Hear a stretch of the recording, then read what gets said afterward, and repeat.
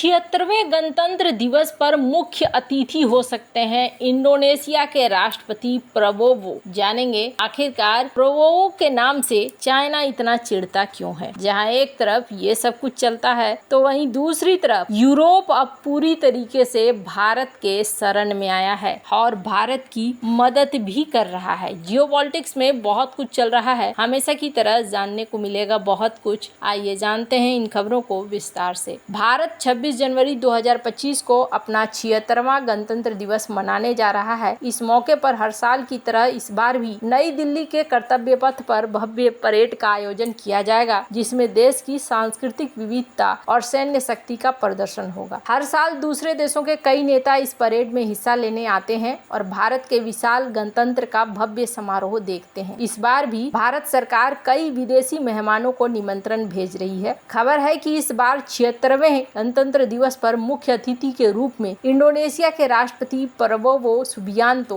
भारत आ सकते हैं। अगर ऐसा होता है तो ये चौथी बार होगा जब कोई इंडोनेशियाई नेता भारत के गणतंत्र दिवस पर मुख्य अतिथि होगा। यहाँ ये बताना महत्वपूर्ण है कि 1950 में भारत के पहले गणतंत्र दिवस पर तत्कालीन इंडोनेशियाई राष्ट्रपति सुकर्नो मुख्य अतिथि थी। तब से अब तक 3 बार इंडोनेशियाई नेता भारत के गणतंत्र दिवस पर मुख्य अतिथि बन चुके हैं। साल 2011 में तत्कालीन इंडोनेशियाई राष्ट्रपति सुशीलो बाम्बांग युदोयोनो मुख्य अतिथि थे। इसके बाद साल 2018 में इंडोनेशियाई राष्ट्रपति जोको विडोडो अन्य एशियाई नेताओं के साथ मुख्य अतिथि थे। इंडोनेशियाई राष्ट्रपति ऐसे समय में भारत आने वाले हैं जब भारत एक्ट ईस्ट नीति के 1 दशक को पूरा कर रहा है। इस साल क्षेत्र के कई देशों के साथ भारत के राजनयिक संबंधों की स्थापना के खास वर्षगांठ है, जिनमें इंडोनेशिया के साथ 75वीं, फिलीपींस के साथ 75वीं, सिंगापुर के साथ 60वीं और ब्रुनई के साथ 40वां वर्षगांठ है। अपने तीसरे कार्यकाल के 10 दिनों में प्रधानमंत्री मोदी ने कई एशियाई देशों का दौरा भी किया है। इंडोनेशिया के साथ भारत के मजबूत आर्थिक, रक्षा और सांस्कृतिक संबंध है। दरअसल इंडोनेशिया और भारत समुद्री पड़ोसी हैं और दोनों देशों के बीच अंडमान निकोबार द्वीप समूह और आंचे के बीच संपर्क बढ़ाने के बारे में बात चल रही है। खास तौर पर समुद्री मार्गों पर ध्यान केंद्रित किया जा रहा है। ऐसा माना जा रहा है कि इंडोनेशिया के ये जो राष्ट्रपति हैं ये ब्रिक्स में भी शामिल होना चाहते हैं और ब्रिक्स में शामिल होने को लेकर ये भारत और रूस के साथ अपने संबंधों को बहुत ही अच्छा रखना चाहते हैं। वैसे चाइना के साथ इनके संबंध कैसे रहते हैं ये तो आने वाले इस वक्त में ही पता चलेगा। चाइनीज मूल के लोगों के नरसंहार के बाद ये बहुत ही ज्यादा प्रश्न में आए थे और उस समय लोगों ने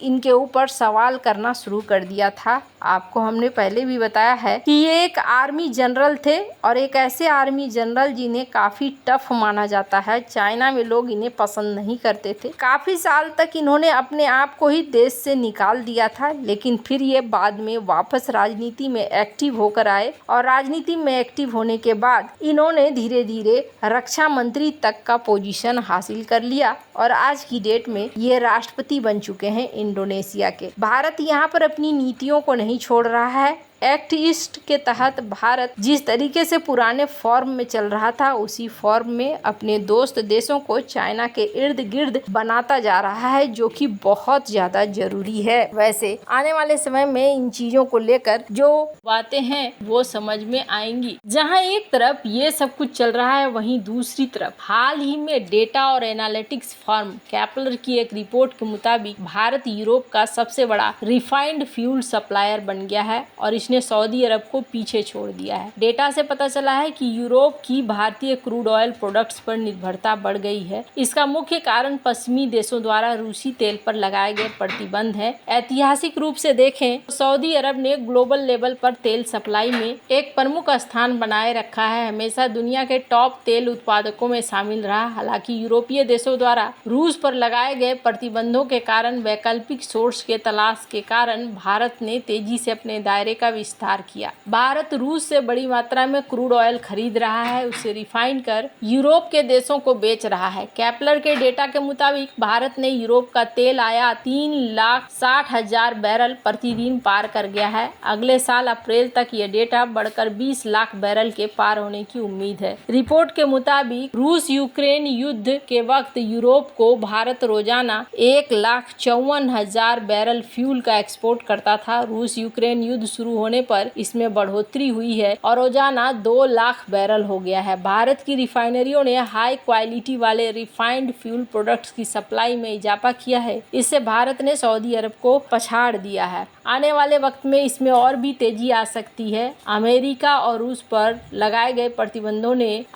द्वारा रूस पर लगाए गए प्रतिबंधों ने भारत को सस्ते दामों पर रूसी तेल खरीदने का मौका दे दिया है। अब सिर्फ यही एक चीज नहीं हो रही है, बल्कि ये भी देखा जा रहा है कि यूरोप भारत को अब और भी कई सारी मदद कर रहा है। जैसे भारत के गगन मिशन के लिए जो कंपोनेंट्स चाहिए थे वो भी यहाँ पर मिल रहे हैं। यूरोपियन स्पेस एजेंसी ने भारत को सोलर ऑब्जर्वेशन डिपार्ट कर दिया है। प्रोबा 3 मिशन के लिए यहाँ पर कई सारी चीजें देखने को मिल रही है कि दोनों देश साथ आकर यहाँ कर रहे हैं। इन सब के बीच में एक और चीज देखने को मिली कि यूरोपीय यूनियन ने यहाँ पर डिज्नी और रिलायंस के मर्जर को लेकर भी हाँ कह दिया है, जो दिखला रहा है कि दोनों देशों के बीच में एक बहुत ही तेजी से सहयोग बढ़ रहा है। और इन सब के बीच में फ्रांस की एक अपील ने और भी ज्यादा संबंधों को गाढ़ा कर दिया है और यहाँ देखने को मिल रहा है फ्रांस ने अब कहना शुरू किया है कि हमें ज्यादा से ज्यादा भारत के अंदर पैसे लगाने होंगे। इन्होंने कहा कि आज जो भारत की स्थिति है, करीब 20 साल पहले ऐसी ही स्थिति चाइना की हुआ करती थी और आज ये भारत की है। भारत भी उस पोजीशन पे पहुंच चुका है। तेजी से भारत यहाँ पर आगे बढ़ रहा है, जिसे लेकर सोचा नहीं गया होगा, कुछ उस तरीके का अब भारत कर रहा है। 20 साल पहले जिन्होंने यहाँ पैसे लगाए हुए थे वैसा ही अब यहाँ पर हो रहा है। भारत को भी अब यहाँ पैसे लगाने चाहिए। कहा जा रहा है कि हम देख रहे हैं यहाँ एक महत्वाकांक्षी वर्ग आ रहा है और यहाँ 2025 तक बहुत सारी चीजें बदलने वाली है। लग्जरी सेगमेंट में हमें यहाँ पर चीजों को अब डालना है। भारत में कई सारे उपभोक्ता बढ़ रहे हैं और ये उपभोक्ता ब्रांडेड चीजों को खरीदना चाहते हैं, लग्जरी चीजों को खरीदना चाहते हैं। अब यहाँ पर हमें ज्यादा से ज्यादा पैसा लगाने की जरूरत है। प्रमुख कंपनियों को लिस्ट डाउन करने की जरूरत है। भारत के लिए बहुत सारे देशों का कहना है कि भारत एक बहुत बड़ा मार्केट बनता जा रहा है और इस मार्केट में अब पैसा लगाना सही है। हालांकि यूरोपीय देश अब भारत की तरफ आ रहे हैं, तो ये भारत के लिए एक बहुत ही अच्छा मौका है। वैसे आपको क्या लगता है, इन सब मामले में आपकी क्या राय है? क्या यूरोप भारत को लंबे समय तक साथ दे सकता है या नहीं? कमेंट कर अपनी राय जरूर बताएं। जल्द मिलते हैं अगले वीडियो में नई खबर के साथ।